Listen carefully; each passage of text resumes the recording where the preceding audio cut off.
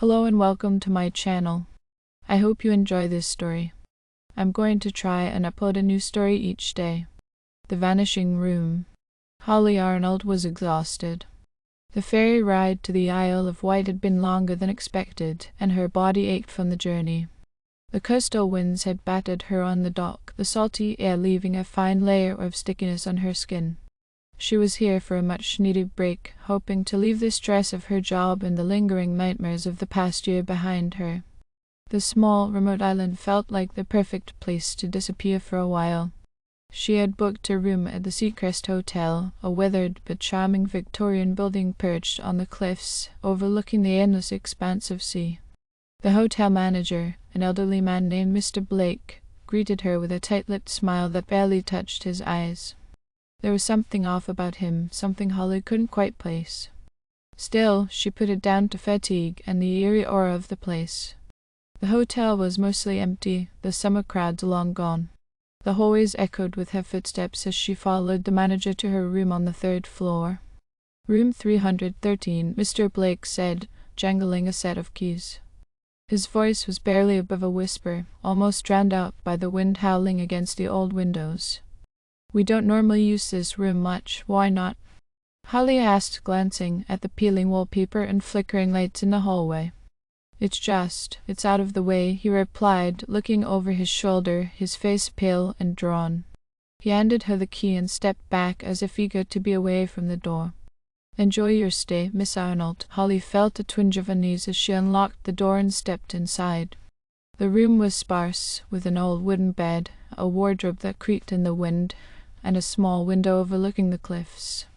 It smelled faintly of dust and damp, the air heavy and stagnant. She closed the door behind her and tossed her bag on the bed. Her eyes lingered on the walls, which seemed unnaturally bare, almost as though the room had been waiting for someone like her to occupy it again after years of neglect. Why don't they use this room? She wondered, but exhaustion quickly overtook her curiosity. Holly threw herself onto the bed, not bothering to unpack. She drifted off almost immediately, lulled by the sound of the waves crashing far below. Holly awoke in the middle of the night with a start. The room was freezing, far colder than it had been earlier. She shivered as she sat up, pulling the blanket tighter around her shoulders. The wind outside had picked up, the windows rattling in the frames as if the storm was trying to break in. She glanced at the bedside clock. 3:13 a.m. An odd chill ran down her spine as she noticed the coincidence. Room 313, 3:13 a.m. She laughed nervously at her own thoughts. It was just a number. Nothing more. Suddenly, a noise from the hallway caught her attention. Footsteps. They were slow, deliberate, like someone dragging their feet across the old wooden floor. Holly's heart quickened. She slid out of bed and tiptoed to the door. Pressing her ear against it, she listened closely. The footsteps grew louder, closer, until they stopped right outside her door. Her breath hitched in her throat as she reached for the doorknob, unsure if she should open it or stay locked inside. But when she turned the handle, the door didn't budge. It was locked. She tried again, harder this time, but it was as if the door had fused to the frame. Panic welled up inside her as she pounded on the door, yelling, "Hello? Is someone out there?" No answer. The silence was deafening. The footsteps started again, this time moving away, fading into the distance. Holly's hands trembled as she looked back at the room, trying to think of another way out. She rushed to the window and pulled the curtains aside. The storm outside was raging, but something was wrong. There was no cliff, no sea. Just a blank, black void stretching endlessly in all directions. Her stomach dropped. What the hell? She backed away from the window, her mind racing. The room seemed to be getting smaller, the walls inching closer, suffocating her. She couldn't stay here. Desperation fueled her as she grabbed her phone from the nightstand. No signal. She dialed the front desk anyway, but the line was dead. Suddenly, the room began to shake violently, the walls groaning as if the entire building was about to collapse. Holly screamed, throwing herself under the bed, her body curled up tight as the shaking grew worse.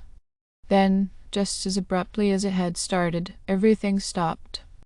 She waited, heart pounding in her chest, for something else to happen, for the footsteps to return, for the door to open. But there was only silence. Cautiously, Holly crawled out from under the bed and stood up. Her blood froze. The door was gone. It wasn't just locked, it had vanished. Where the door once stood was now a smooth, unbroken wall. She rushed to the spot, running her hands over the surface, searching for any trace of a seam or handle. Nothing. The room was sealed. No, no, no, she cried, slamming her fists against the wall in a blind panic. Let me out. Her cries echoed back at her, mocking in their futility. Holly stumbled backward, her legs giving way as she collapsed on the floor. This wasn't real. It couldn't be. The room, it's changing. Her breathing came in ragged gasps as she watched in horror. The walls, once plain and bare, now seemed to pulse as though alive. The patterns in the faded wallpaper shifted, morphing into grotesque shapes that crawled across the surface like insects. Shadows formed and twisted in the corners of the room, dark figures that moved with a life of their own, growing bolder as the minutes ticked by. Holly backed up against the bed, her eyes wide with terror as she whispered, "Please, someone help." The figures drew closer, their faces indistinct but filled with malice. The air grew thick with the stench of decay, and Holly gagged, pressing her hand to her mouth. One of the figures reached for her, its long, bony fingers brushing against her skin, cold as death. Suddenly, a voice boomed in the room, low and malevolent. "Welcome back," she screamed, the sound tearing from her throat as the room began to spin, faster and faster. The floor beneath her gave way, and she felt herself falling into the void below. The shadow swallowed her whole. Holly awoke with a gasp, drenched in sweat. The room was quiet again, the storm outside reduced to a soft drizzle. She bolted upright, her heart still racing. Had it been a dream? A nightmare? She looked around, her breath catching in her throat. The door was back. Without thinking, she jumped out of bed and ran to it, her hands fumbling with the handle. It turned easily, and the door swung open. Holly rushed into the hallway, her footsteps echoing in the dimly lit corridor. But something was wrong. The hallway looked different. She looked back at the door she had just exited. The number on it wasn't 313. It was 211. Holly stared in confusion, her mind struggling to make sense of what had happened. She hadn't moved rooms. She had been in 313. She was sure of it. But now the sound behind her made her turn. The door to room 313 stood at the end of the hallway, slightly ajar. The flickering light above it cast eerie shadows on the floor. Holly's blood ran cold as she realized the truth. The room had moved. Her pulse raced as the door creaked open wider, inviting her back inside. The vanishing room had found its next victim, and there was no escape. Holly's legs trembled as she backed away from the open door at the end of the hall. Her breath came in short, shallow gasps, the edges of her vision blurring with panic. She had to get out of this place now. But the hallway seemed endless, far longer than it had been when she arrived. The dim, flickering light stretched out into infinity, and the old, patterned carpet seemed to ripple beneath her feet as if alive. Every instinct screamed at her to run, but her legs felt rooted to the spot. She forced herself to look away from the door and turned toward the stairwell. Escape. That was all that mattered now. Holly took a hesitant step forward, then another, her footsteps unnaturally loud in the suffocating silence. She quickened her pace, her heartbeat pounding in her ears as she approached the stairwell door. She reached out to grab the handle, but before her fingers could touch the cool metal, a low creak echoed from behind her. She froze. The door to room 313 had closed, the soft click of the latch sealing it shut once more. For a moment, Holly stood perfectly still, terrified to turn around, afraid of what might be lurking in the shadows. But she had to see. Slowly, she turned her head, her pulse roaring in her chest. The hallway was empty. The door to room 313 stood closed, just as it had when she first arrived. Nothing moved. Nothing made a sound. But Holly knew better now. The room was waiting, watching. She yanked the stairwell door open and bolted down the steps two at a time, her hand skimming the cold, metal railing for balance. She didn't stop until she reached the ground floor, her legs burning from the exertion.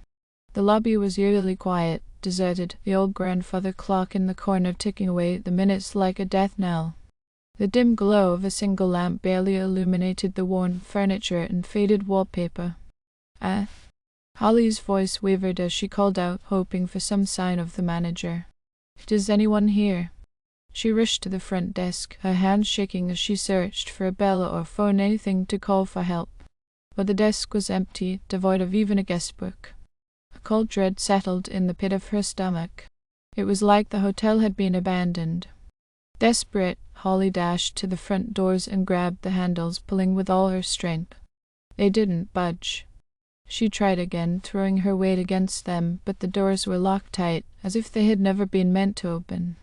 Her reflection in the glass stared back at her, pale and frightened, distorted by the faint glow of the flickering streetlight outside.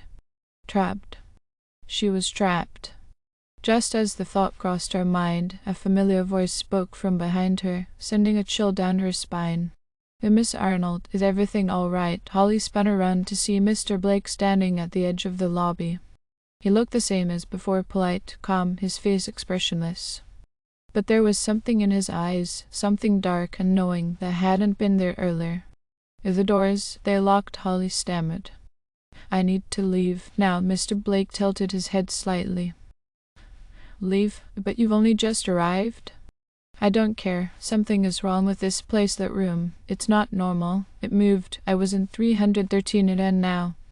Mr. Blake interrupted, his voice slow and calm. "Miss Arnold, we don't have a room 313. Holly blinked. "What do you mean? I was just in there. The door, the bed, the window. There is no room 313, he repeated. His eyes gleamed in the dim light. "Not anymore." Panic surged through her. "What are you talking about?" Mr. Blake smiled. "The vanishing room appears to those who are meant to find it. It's always been here, you see, waiting for someone like you." Her stomach twisted in fear. "You're lying. This is some kind of sick joke. The room chooses, and once it has, there is no leaving." She had to get away from him, from this nightmare. But as she rounded the corner, the hallway stretched out impossibly long, the doors on either side warping and shifting in the shadows. The air was thick, oppressive, and her vision blurred as the walls seemed to close in on her. And then she saw it. At the very end of the corridor, room 313. The door stood ajar, a sliver of darkness beckoning her inside. No," she whispered. "No, I'm not going back in there." But as she turned to run, the walls, the floors, the ceiling all dissolved into an endless, suffocating void. Holly screamed, her voice swallowed by the darkness as she fell through the black abyss. When Holly awoke, she was lying on the floor of room 313. The cold, hard wood pressed against her cheek, and the air was thick with the scent of decay. Her limbs felt heavy, like they weren't her own. She forced herself to sit up, her eyes darting around the room in confusion. It was different now. The walls were stained with mildew, the furniture warped and crumbling as though decades had passed in the blink of an eye. The window was shattered, the night beyond it impenetrable blackness. Holly crawled toward the door, her hands trembling as she reached for the handle. But just like before, the door was gone. She was sealed inside. And then, from the darkness, came the voice again, low, malevolent, and final. "Welcome home." The shadows in the corners of the room stirred, creeping closer, their distorted forms growing darker. Holly's heart raced, her breath coming in ragged gasps as the realization sank in. There was no escape. She had become part of the vanishing room, and soon someone else would check in. Thank you for listening. I hope you enjoyed this story. Please don't forget to like, and even better, like and subscribe. Thank you very much, and I hope you have had a great day.